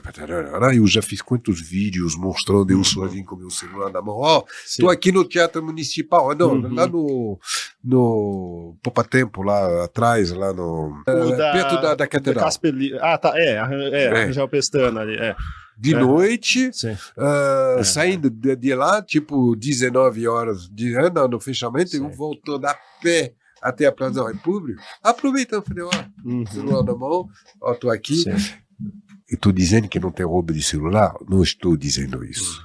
Tem isso, como mas tem isso. Exatamente. Então, mas fazendo questão de mostrar aqui, olha, tá vendo a catedral comigo? É nossa, tá? Aí passando, e fazendo todo o caminho, passando aí de lá, passando na frente do teatro, olha como eu estou mostrando de noite, ao vivo, mostrando o Quento, é lindo, iluminado, municipal, tá? Porque aí do municipal pegando a Itapetininga a pé, mostrando, estou ali, poderia fazer isso, poderia ser mais limpa, poderia ter uma sensação de mais segurança, poderia o que para justamente quem vai na Júlio Presta, que lindo que tem lá. São Paulo, por que da Júlio Presta não daria para chegar na Praça da República? Jantar no Esteroftop, o jantar no La Casserole, no Clássico, o jantar a pé, na Casa do Porco. Por que não? Por que pegar o veículo? Por que não sair relaxado? Por que não deixar? Por quê? Porque tantos porquês. Mas a meu ver, eu não moro no centro, mas eu sempre vou ao centro. E você usou a palavra que eu acho correta, é a sensação de segurança. O centro ele é mais seguro do que outras regiões, não vai ter sequestro relâmpago com gente colocando arma. Não, mas que não existe no centro. Não existe no centro. Mas aí eu acho que entra uma grande falha do poder público, que a gente vive num país violento. E aí as pessoas, quando elas vão andar no centro, E aí vem mais gente vivendo nas ruas, vem mais ambulante. Ambulante é uma coisa que eu vou falar um pouco mais depois, assim, porque acaba sendo um problema também. Já há estudos que mostram que muitas vezes a presença de ambulante está associada a aumento desses crimes, desses delitos de pequena gravidade e tal. E, óbvio, eu não estou generalizando, só para ficar bem claro, porque hoje em dia a gente tem que explicar as coisas bem explicadinhas. Eu só estou dizendo que, muitas vezes, quando começa a haver muitos ambulantes num lugar, começa a ter aquelas pessoas que ficam ali no lugar sem fazer nada, só de olho. Às vezes tem alguns que servem como base para pequenos delitos e coisas assim. Muitos vendem produtos contrabandeados, ou seja, vai cruzando uma linha da legalidade que vai ficando cada vez mais complicada. E aí a pessoa vai vendo tudo isso e considerando a sociedade violenta na qual a gente vive, a pessoa vai ficando intimidada, ainda que o lugar não seja violento de verdade. E essa é uma falha do poder público hoje em dia. Falha de muitas coisas. Eu não estou aqui para identificar culpado, responsável, não responsável. Eu estou fazendo meus comentários como sendo morador, né? E vivendo o seu que eu vivo lá. Eu estou muito feliz de morar lá e de lá você não me tira nunca. Porque eu encontro lá o que eu venho buscar em São Paulo. Contato humano. E lá tenho todas as categorias, todos os níveis sociais. Poderia ser melhor? Poderia. Poderia aproveitar mais? Poderia. Não vai acontecer. Eu tenho esperança que aconteça, sim. Porque não tem como não acontecer. Sim. Não tem como. Eu não vejo como faz 16 anos que eu vivo lá no centro com a Adriana, e 6 anos com a Olivia, que nasceu lá, que cresceu lá. Eu vou te dizer, a minha esperança nunca diminuiu a sua intensidade sua intensidade dentro da minha certeza que um dia vai mudar. Tanto que faz 16 anos que nos ouvimos, governo após governo, que seja municipal, que seja federal, vamos revitalizar o centro, faz 16 anos que eu estou ouvindo isso. Vou te dizer uma coisa, o centro de São Paulo evoluiu em 6 meses, 8 meses, como não evoluiu em 15 anos. Então, se eu já tinha esperança antes disso acontecer, pode ter certeza que hoje, isso ter acontecido nesses 6, 8 meses que se passaram, a minha esperança teve uma intensidade mais forte ainda. Eu sou gringo, não estou aqui para falar de política, não estou aqui para dizer que graças, eu estou contando o que eu estou vivendo. Que ótimo. E que evolução você viu? Quais foram essas melhorias que você viu nos últimos 6, 8 meses? De segurança. A começar pela segurança, isso com certeza. Beleza, embelezamento do centro, canteiros de jardim sendo feito e respeitados. Inacreditável. Aonde você vê, ninguém fica roubando, não tem um guarda na frente aí impedindo que você rouba a planta. É muito impressionante. Eu estou realmente vivendo, e se a Adriana estivesse do meu lado aqui, ela acompanharia, porque a gente vive lá. Sim. E a gente viu tudo, eu vi a obra quando a gente chegou lá, era na época da obra da linha amarela. Então a linha com o metrô lá da República. Eu lá no Esther, lá em cima, que hoje o Esther Rooftop o restaurante, né, que nossa casa virou restaurante, né? E, olha, onde via, semana passada eu estava abrindo o baú aí, que eu fazia muita fotografia. E fotografia preto e branco, é como muito, mas é analógica. Eu tenho fotografia, eu vi um pacote de fotografia preto e branco que eu fiz revelar na época se fazia revelar as fotografias, né? Da Praça da República, visto de lá de cima, quando depois da obra do metrô, eles refizeram toda a praça com aquele... Intertravado. Intertravado. Parecia um pele brilhante, assim, lisa. Eu falei, amor, olha como que tava, eu esqueci, que quando tava novo parecia realmente um encerado.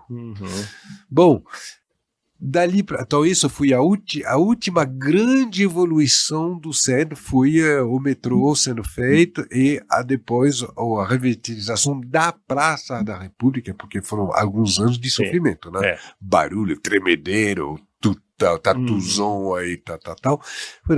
Dali para cá, a gente ficou esperando que alguma coisa aconteça. E todo mundo falando que aconteceu. Não aconteceu nada. Eu não vou falar de governo, não vou falar de pessoa que está, né, tal, mas alguns fizeram cada absurdo o Sesc da 24, que custou uma fortuna linda, aquele Sesc. Eu sei que aquele Sesc foi destruído numa noite de evento da virada, numa noite. Tá. Milhões de brasileiros e paulistas colocaram naquele Sesc para o bem de todos, destruindo não estou falando só dele, porque ele estava novo, era um diamante apresentado sobre o e havia muita expectativa do impacto que ia ter, numa noite. Porque incoerência de pensamento. Não é assim que a gente tem. A revitalização do centro não é barulho. Não é fazer barulho, fazer shows e tal. Tem que ter. Para todos. Se eu moro no centro, porque o centro não é para uma bolha. As bolhas já estão cheias de bolha. E olha, eu vou te dizer, tem um amigo meu que é uma pessoa assim genial, que se chama Cauê Fuoco. Cauê Fuoco é um jovem que nem você. Obrigado. E, não tão jovem. Assim, genial. Um cara com uma cabeça criativa e genial. E o cara fez vários eventos no centro e fora do centro antes, e hoje em dia muito mais no centro. E hoje em dia ele faz ele está aproveitando, eles estão aproveitando a genialidade dele para na Basília da Gama, que tinha os antigos prédios da Telesp. Então, estou aproveitando prédio antigo, né? Que é um retrofit que estão fazendo ali. Da Basília para 7 de abril, uma coisa muito extraordinária. Mas, enfim, o Cauê, aproveitando à medida que os pavimentos do térreo, depois subsolo, não estão sendo em obra, eles convidaram ele a montar umas coisas, umas criações assim, evenencial, efêmera, mas que dura de um certo tempo, né? E ele monta uns negócios, parece que você está em Nova York, mas Nova York não de agora, né? Nova York dos anos 70, 80. Muito genial. E aí, eu fiquei, como não sou eu que estou fazendo, então as pessoas, quando eu pergunto às vezes, para as pessoas aqui que faz, o que acham que faz o movimento do centro, vocês viram o que o Cauê fez, o Fuoco fez, com o Cura e tal? Isso é para trazer aqui pessoal da Faria Lima. E aí, mano, velho? Tá dispensando, assim... Você acha isso ruim? Ele tá trazendo justamente o que eu fiz também. Por isso que, quando eu fiz, junto com o Benoît Mathurin, o Esther Rooftop, a gente não via esse tipo de reflexão, porque as pessoas não tinham coragem de falar esse tipo de coisa pra gente. Mas o que nós queríamos, junto com o Benoît? E justamente com o Esther Rooftop, trazer no centro uma clientela que no papel era avessa ao centro. E a gente conseguiu. O que eu nunca ouvi é isso da gente, porque as pessoas não têm coragem de falar. Quando eu não tenho nada a ver com o que o Cauê está fazendo, eu fico perguntando para essas pessoas que se dizem movimentar o centro. Mas que querem movimentar o centro para uma bolha, aí eu falo, se viram, né? É que eles me respondem isso e eu olho eles com os olhos arregalados. Falei, você é muito pequeno no seu cérebro. Você é muito pequeno, em vez de aproveitar justamente o que o cara está fazendo, trazendo um outro olhar sobre uma outra população e com sucesso, você fica demonizando ele. E muitas vezes as pessoas Mas você falam... é muito mesquinho. Aí o comunista está falando de mim, eu vou jogar na cara. Você é muito mesquinho no seu cerebrinho de... E aí eu te deixo encontrar o nome que eu queria falar. Mas e tem um monte de gente que fala em diversidade, mas tem essa postura. E são os mais radicais. Sim. É muito louco isso que você acabou de colocar na mesa. É muito louco isso. Não, e é uma loucura, porque assim, o centro tem que ser o espaço de todos. É essa magia do centro. E aí por isso que eu moro lá. E aí um local como o seu, por exemplo, ou como o trabalho do Cauê, tornam o centro mais completo. Ajudam na diversificação do centro, tornam o centro um lugar melhor. E aí tem gente que fica tratando o centro como se tivesse que ter um caráter específico, como você comentou. E eu queria até saber a sua opinião sobre isso, porque eu tenho uma teoria que um dos problemas dos centros das cidades brasileiras é que eles são tratados de maneira excepcional. Os centros, eles já são excepcionais pelo que eles têm de bom. Então, por exemplo, falando aqui de São Paulo, a arquitetura, o patrimônio cultural, a rede de infraestrutura, metrô, fiação aterrada que o centro tem, outros lugares não tem aqueles postes horrorosos com fios. Nenhum lugar de São Paulo não tem, a não ser a Rua Oscar Freire. Sim, é dose. É uma tristeza. E por aí vai. Fazem com que o centro naturalmente já tenha muitas vantagens competitivas que são só dele. Estamos perto de tudo. Se é o centro, porque qualquer bairro de São Paulo tem uma artéria que vai direto e rapidamente. Sim. E aí, o problema para mim é que a partir disso, o centro deveria ser tratado pelas gestões municipais, tudo, como outros bairros. Então, por exemplo, tem um som muito alto que está incomodando moradores ou as pessoas que estão trabalhando. Isso não ia ser admitido ali em Higienópolis, mas no centro deixam. Aí eu falei dos ambulantes. É muito louco isso, é muito louco o que você está falando. Eu vou te contar uma história, uma anedota. Tá, vai, então eu já continuo e depois você conta essa anedota. Aí a questão dos ambulantes. A gente não vê um mar de ambulantes em Pinheiros, por exemplo, mas no centro é normalizado e estimulado. Aí eu citei os calçadões, que só para deixar bem claro, eu não estou falando contra calçadão. Eu acho que é muito bom existir calçadão. O que eu reclamo é o bolsão, é a grande quantidade de calçadões juntos ali e a inflexibilidade de praticamente todos eles. Que se tivesse 2 calçadões, por exemplo, e o resto alguma diversidade e tal, já seria outra coisa.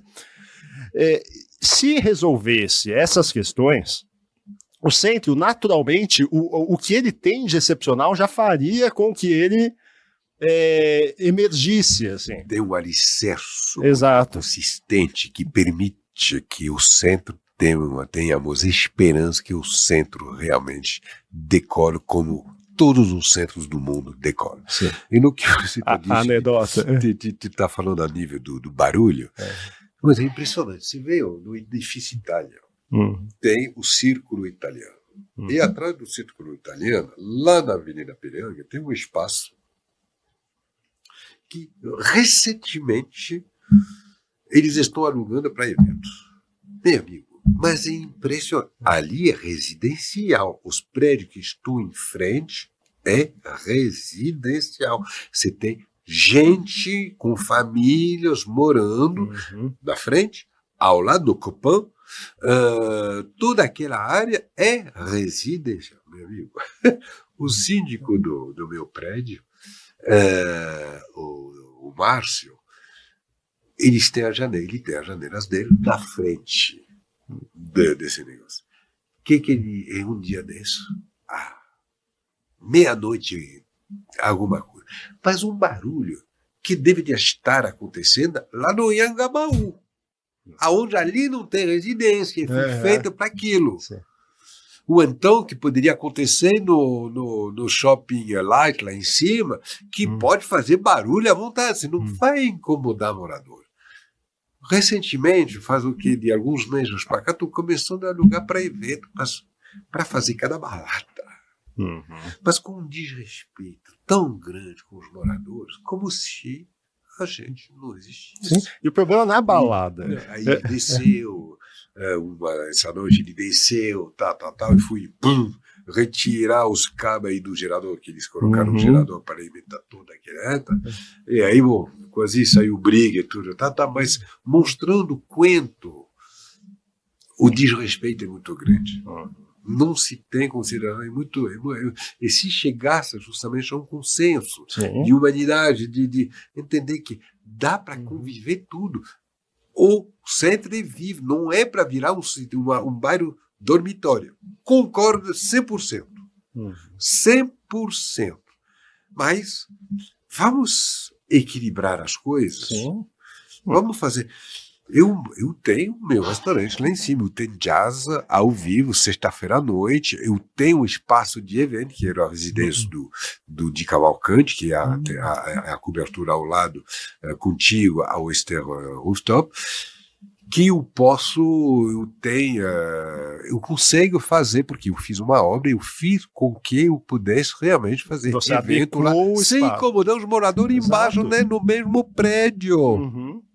Que tem moradores também. Como que eu consigo? Porque a gente tem que ter consciência e não invadir a vida alheia. E fazer com que a gente convive e não abusar e pisar isso é desagradável.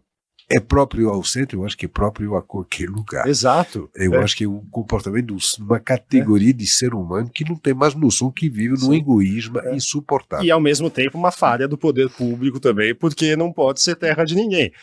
Há pessoas egoístas, pessoas sem noção e tudo mais. E aí é para isso que existe Estado, para ir lá e a partir do momento que foram estipuladas regras, que nem eu falei, se fosse... O jardim? Sim, E a adequação, que nem você citou, a adequação do espaço. Qualquer bairro pode receber um lugar que tenha shows, que tenha alguma balada e coisa e tal. Só que o espaço tem que ser adequado para isso. E para isso que existe PSIL, existe um monte de coisa, e que aí o centro é tratado simplesmente como terra de ninguém. E aí entra naquilo que eu falei do excepcionalismo do centro. Ou seja, é muito esforço para manter o centro sem poder decolar. Precisa fazer muito esforço, porque se não fizessem tanta coisa errada, ele naturalmente... efetivamente, não tinha visto isso por esse prisma, efetivamente. Mas você sabe uma coisa, esse esforço que você está comentando, ele vale para muitas coisas. Fazer a coisa ruim, essa é a educação que eu passo para minha filha. Lívia, o esforço, a energia que você está gastando para fazer uma besteira, ela é então, para fazer errado, ela é tão grande, se não maior, que para fazer direito. Então, aproveite essa energia, aproveite esse tempo que você está gastando para fazer direito. Você vai ver que a vida vai ficar muito melhor. Quer dizer, faz parte das coisas, das mensagens que eu passo, porque de fato é uma baita de uma energia, um baita para fazer errado, que poderia ser usada para fazer bem. Então, tudo que se usa efetivamente para impedir, de repente, propositalmente, ou não, de fazer, se aproveitar esse alicerce sólido, rico, que é o centro histórico de São Paulo, para não fazer direito, para si tentar buscar outro caminho, fazer decolar, com certeza essa energia usada de um lado permitiria muito mais longe, fazendo certo. Para pessoas que precisam, para pessoas que têm problemas químicos, né? Para trabalhador que não tem trabalho que poderia ter, aí a indústria do turismo, mas a palavra indústria, mas não deixa de ser indústria, como é a indústria da moda, a indústria tal, né? Tudo isso permitiria dar com certeza,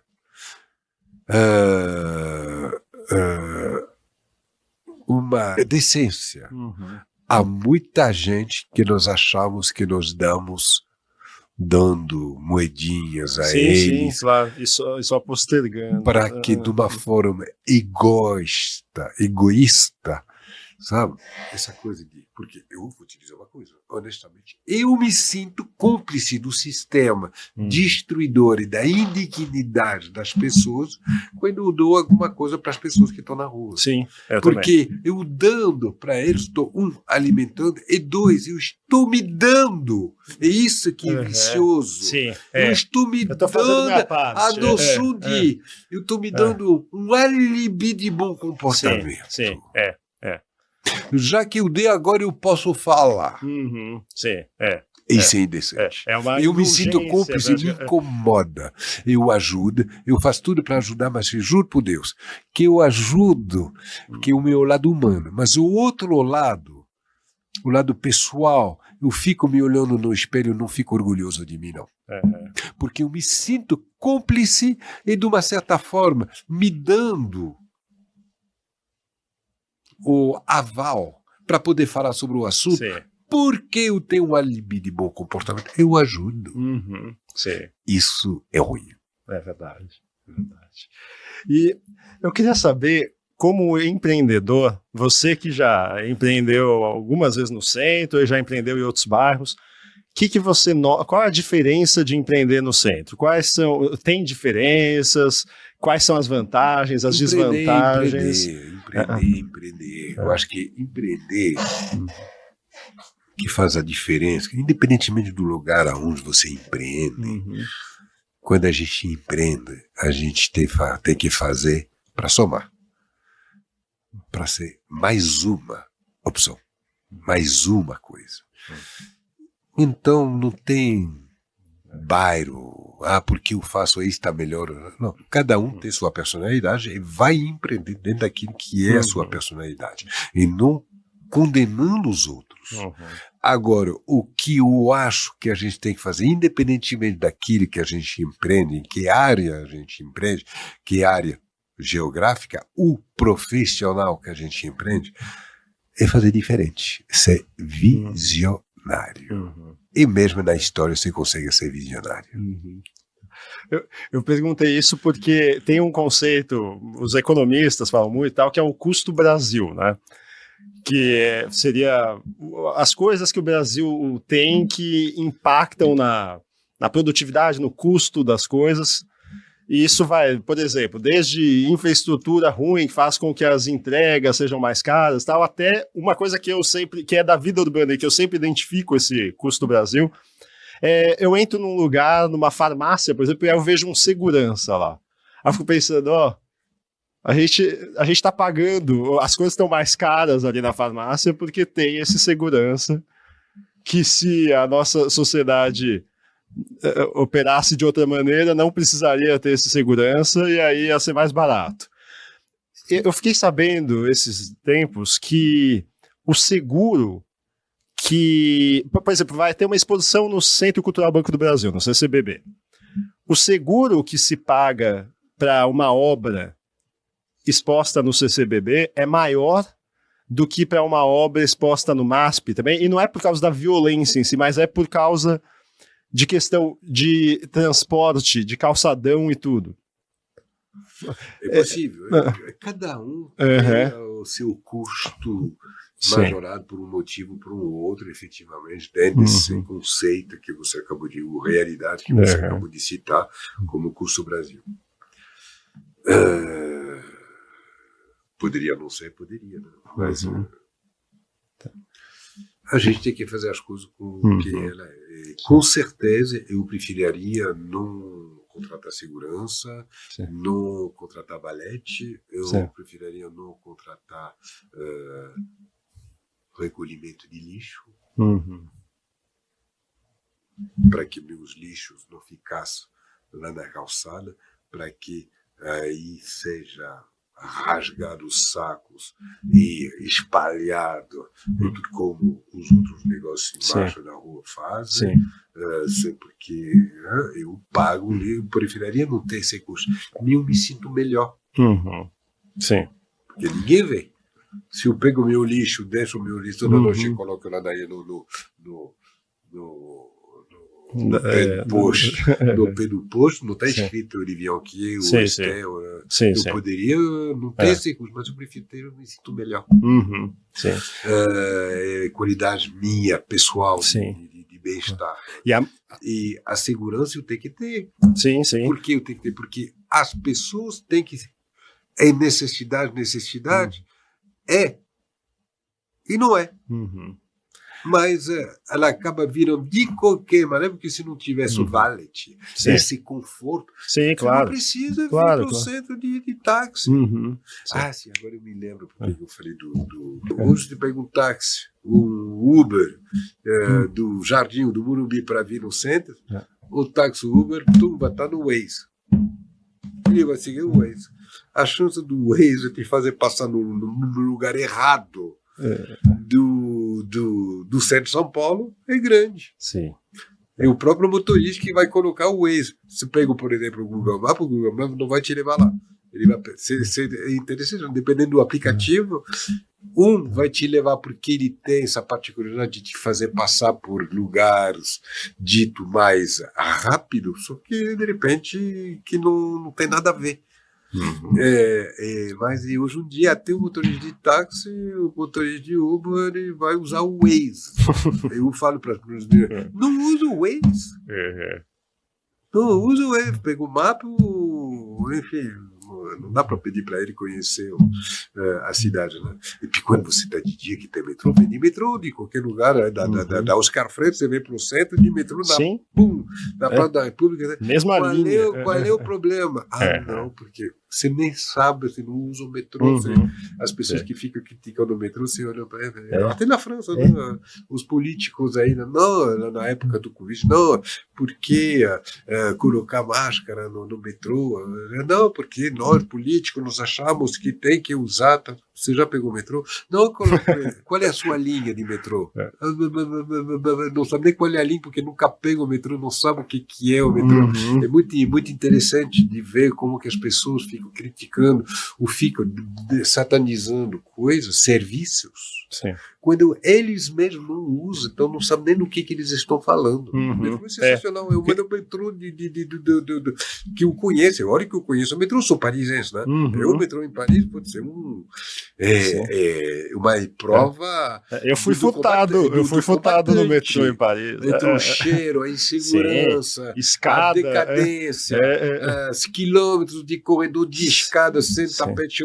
Não, aqui você, na Praça da República, você tem um tapete rolante aí de subir, que é só para descer. Eu recuso a tomar. Eu tenho perna, né?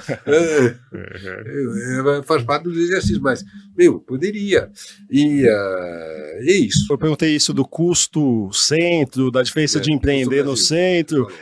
Eu ilustrei com o custo Brasil e aí queria saber se existe um custo centro. Por exemplo, na questão do mundo pão... O custo centro é o mesmo que qualquer custo que você tenha. Lixo, se eu tivesse um restaurante alojado. Eu tenho. O Trigo de Vier, que fica lá no Itaim, na Mário Ferraz, ou então na Vila Lorena, não coloco meu lixo na rua. Eu pago uma coleta particular de lixo, para não deixar lixo na rua. Eu tenho segurança. Precisa de segurança? Eu acredito que para o conforto das pessoas, precisa ter, mesmo se de fato não precisa. Valet, precisa ter. Sim, claro. As pessoas, você mesmo falou, a cidade foi feita para carro. Então, o comportamento do paulistano, né, é de andar de carro. Não dá para jogar contra. Vou jogar contra isso? Claro que então não. Eu vou me tirar uma bala no pé. Então. Te dar um tiro no pé, né? Então, tem valete. É um conforto que é dispensável, mas que virou indispensável pelo fato do comportamento do cidadão, cidadão paulistano, do morador da cidade de São Paulo. Sim.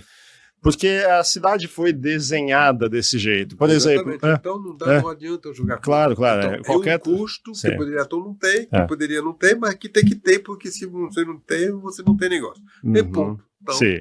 é custo Brasil, é custo São Paulo, e custo tem que entrar na planilha. Sim. Ponto. Claro. Você faz o seu negócio, bum, Tá. você coloca isso como você tem que colocar prato italiano. E acabou. Sim. E ninguém fica chorando, porque senão você não faz nada na vida.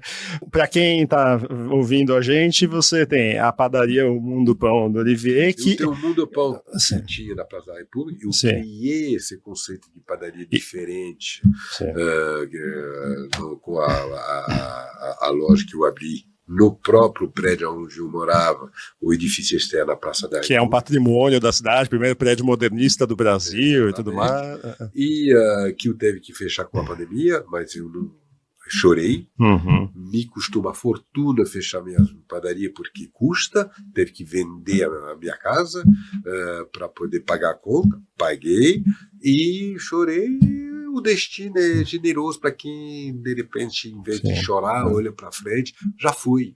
Olha para frente. Eu abri novamente. Eu não sou nada milionário, mas o cara é milionário. Não, vendi minha casa para pagar a conta. Então, se eu fosse milionário, não teria vendido a minha casa.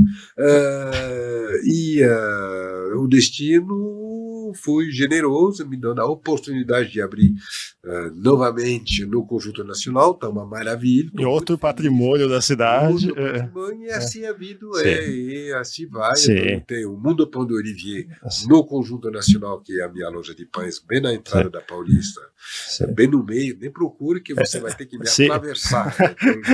É só entrar no Conjunto Nacional, tem um quiosque ali, que é um espaço com mesa, cadeira, tudo realmente, não é um quiosque, e que é uma maravilha. Eu estava comentando antes de começar o programa também, que eu adoro croissant de amêndoas, e o de lá é melhor que eu já comi. O croissant de amêndoa, Olivier, eu que morei em Paris, é o melhor que eu já, é melhor mesmo que os melhores que eu encontrei quando eu morava em Paris. Eu me senti aí, não sei se ele fala assim com todos os seus convidados, mas não, eu gostei. Não importa que você seja o primeiro, eu garanto que não falo isso para todos. E eu tenho um outro com o Olivier, são só 2 em São Paulo, por enquanto, e terá outros para o Brasil com certeza, mas há 15 anos eu abri outro com o Olivier na rua Mário Ferraz, eu abri um segundo na Alameda Lorena, e só tem esses 2. Se não tiver o meu nome no outro canto, D'Olivier, pode ter certeza de uma coisa, meu que não é de outro, tá? Então não confunde, por mais que eu sei que muito o Brasil inteiro confunde. O do Olivier é o do Olivier. Não tem meu nome, não é meu. Eu tenho, além desses 2 endereços do bife com batata frita, eu tenho o Esther Rooftop, que era nossa casa, Adriano e eu, onde nós casamos 16 anos atrás, e que há 7 anos virou o Esther Rooftop, com essa proposta, esse challenge de trazer no centro de São Paulo, criar um estabelecimento para trazer no centro de São Paulo uma clientela que no papel era avesso ao centro. Esse desafio nós conseguimos. E há um ano agora eu peguei a cobertura ao lado, que era a residência do Di Cavalcante, que hoje é meu espaço de evento, que se chama Esther La Plage, que realmente é um espaço de evento muito exclusivo, muito particular, único pela sua posição, pelo que lhe oferece assim, tal, e que tem a particularidade de ser um espaço de evento para ter 200 pessoas, dependendo da ocupação do espaço, que tem a cara e a sensação de estar numa casa, recebendo em casa. Essa é uma das particularidades, entre outros, do Esther La Plage, a nossa praia urbana. E eu fiquei muito feliz de ouvir que você está otimista com as mudanças que você tem visto nos últimos meses no centro, porque vendo você falar do Esther Rooftop, de todas essas... entusiasmo. Sim, e além do entusiasmo, Opa! Olha o meu caderninho. Uhum. Todos pro centro. Sim. Eu inventei isso, eu inventei de trazer Sim, você anda com ele. Sim, sim, não foi para hoje, não foi hoje que você. Exatamente. Só para deixar claro também, eu não conheço. Para mim, você era um chefe, padeiro maravilhoso, que empreendedor e tudo. E eu, como eu falei no começo que eu sou ativista, eu também não gosto dessa palavra, mas enfim, eu tento fazer as coisas também para melhorar a cidade e tudo. Eu conheço o pessoal do Procentro, que é um movimento para melhorar o centro e tudo mais. E aí eu fiquei sabendo dessa sua ligação com o centro, porque até então eu sabia só que você morava no centro. Aí depois que eu fiquei sabendo disso, aí eu comecei a observar melhor e aí vi, inclusive esses passeios que você está organizando, é de domingo o nome, o de domingo. O conceito que eu criei, que teve três momentos, né? Uhum. E que agora nasceu e vai ter mais. Eu não sou simplesmente, eu não usufruía só do centro. Eu usufruía para os meus negócios, eu usufruía para a minha vida, por morar lá e tal, mas eu faço tudo que for possível para devolver ao centro o que lhe merece, ao centro histórico o que lhe merece. E para também evitar que virasse mais uma bolha, porque não é justo. Sim. Não é justo. Então, eu tenho essa particularidade de estar presente em todos os sentidos no centro, mas como pessoa e não como pessoa. Sim, é a sua vida cotidiana mesmo, exato. Sim. É no centro, sim. E para o centro que eu estou em São Paulo.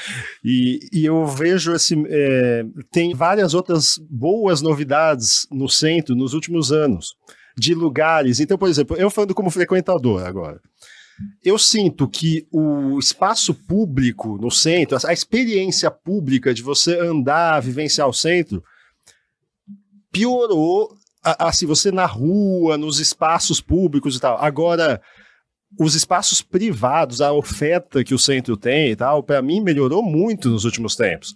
A gente pega uma série de restaurantes de diferentes tipos, que são muito bons, casas de espetáculo, a Casa de Francisca, que é uma coisa maravilhosa, que está lá no centro. No centro histórico velho. Exato. Morador, onde dá para fazer barulho dentro de uma estrutura, de um prédio. Exato, adequado. Colonial, né?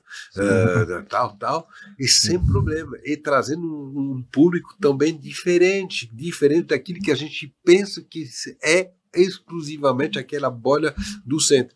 E você falou a gente está falando de barulho, então música, a gente está falando de comida, gastronomia, restaurante, mas olha a Galeria Metrópole, que está mudando completamente, pouca gente sabe, mas está virando a Praça Dom José Gaspar e a Galeria Metrópole e a Zarco, que está do outro lado da São Luís,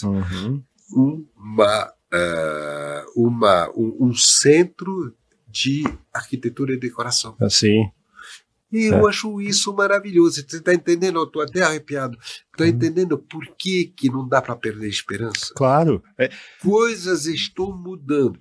Sim. Se detona no cotidiano, sistematicamente se sataniza o centro. Sim. Mas tem gente que acredita. Sim. E que estão investindo na miúda. E o dia que pegar, aí o centro de São Paulo vira Paris. Sim. E eu agora, falando como estudioso da cidade, por exemplo, essa semana foi anunciado que vai ter 1 bilhão de investimento para retrofit, ou seja, para adequação de prédios, para eles ficarem dentro do padrão atual e tudo, que eu sou muito otimista com isso, eu acho uma decisão muito acertada, e aí eu volto naquele meu ponto de vista, que é só acabar com esse excepcionalismo do centro, de tratar o centro de uma maneira desigual, que a gente citou, questão de barulho, de tratar como se fosse terra de ninguém, o poder público deixar as coisas acontecerem lá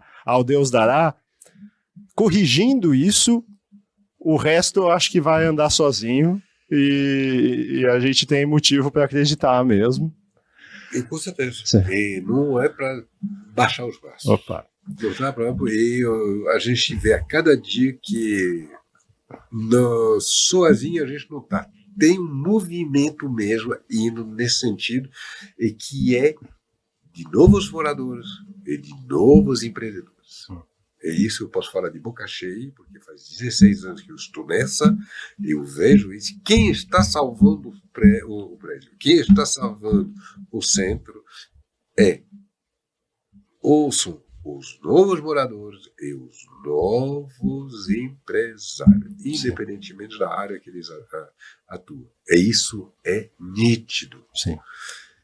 E quanto a governo municipal ou estadual, esses 8 últimos meses está evoluindo como não evoluiu em 15 anos, por mais que se falava em relativização, que nunca acontecia. Alguma coisa está acontecendo. Que maravilha que continue assim. Muito obrigado, Olivier. A gente está chegando no final agora. Isso foi um prazer mesmo. Muito bom. Admiro muito mesmo tudo o que você faz. E um prazer te receber aqui. Tudo meu, Gabriel. Opa, imagina.